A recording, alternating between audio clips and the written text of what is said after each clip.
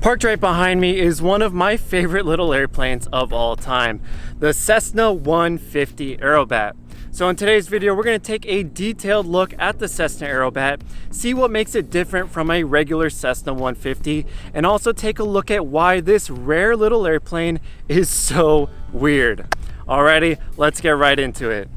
If you're familiar with the general aviation world, I'm sure you've heard of the Cessna 150. The Cessna 150 was made from 1958 up until 1977, and its main design goal was to be the perfect training airplane. It was cheaper and smaller than its larger counterpart, the Cessna 172, so therefore thousands were sold to the airplane training market. Today, when people think of the Cessna 150, they picture a docile, slow, and kind of underpowered but yet noble little airplane. And despite not having a lot of power, it's light on the controls and handles fairly well. Well, back in the 1960s, general aviation was getting really popular and the public was interested in learning to fly just for the fun of it. People wanted to learn how to do aerobatics, so instead of designing a completely new airplane, companies like Beechcraft modified their Musketeer and Bonanza to handle loops and rolls. And Cessna, of course, decided to do the same to their most popular trainer, the Cessna 150. And thus, the Cessna Aerobat was born. Now, do I think the Cessna 150 Aerobat is really a proper aerobatic airplane? Well, it definitely wasn't designed to be one. So let's take a closer look. Now, on first glance, you might not be able to tell the difference between a Cessna Aerobat versus a Cessna 150, but here are the first clues. Now, on a Cessna Aerobat, it has struts that come off of a Cessna 182. Now, they're beefed up to handle those extra G loads in a loop or a spin. Now, you can tell by the size of my hand next to these struts, compared to a regular 150, you can see that these are a lot larger. A common misconception I've seen online when people talk about the Cessna Aerobat is they say, well, it has more power than a regular Cessna 150. Well, no, both the 150 and the 150 Aerobat share the same Continental O200 engine, which produces about 100 horsepower. And then I see people say, well, the Aerobat has an inverted fuel and oil system. That's also incorrect. If you hold the Aerobat upside down for too long, the engine will shut off. Just for fun, let's say it did have an inverted oil system. I doubt that it has enough power to hold itself inverted at altitude. Before every aerobatic maneuver, you do have to dive to get speed, and it has just enough power to get up to altitude.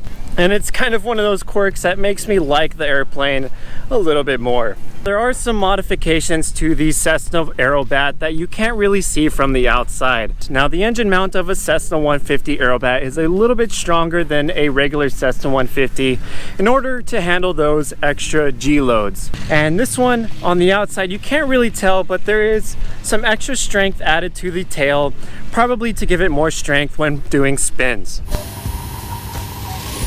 Nice. There we go.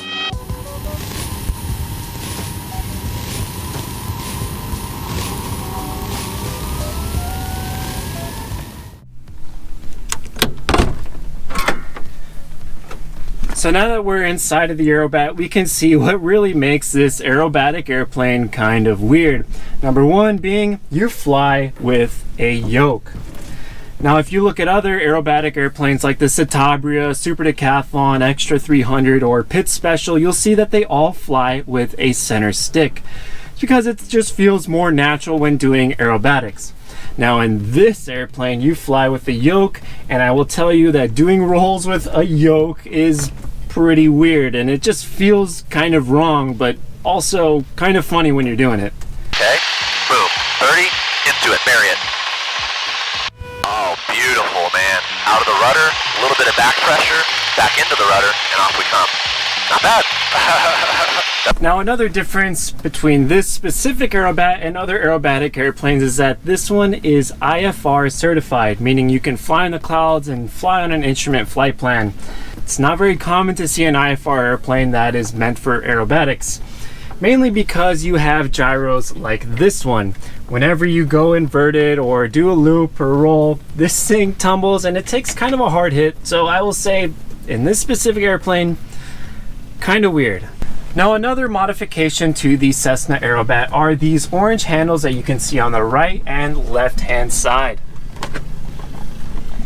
What those handles are for is if you're performing aerobatics, you have a structural failure to the airframe and you gotta bail out, you yank on those handles and the entire door flies off, and hopefully you bail out with a parachute on. Now another difference that the Aerobat has are these cables which attach to the tail section, and these also go to shoulder harnesses. So these are important when performing aerobatics, and they add extra safety if you have a hard landing so you don't smack your head on the dash.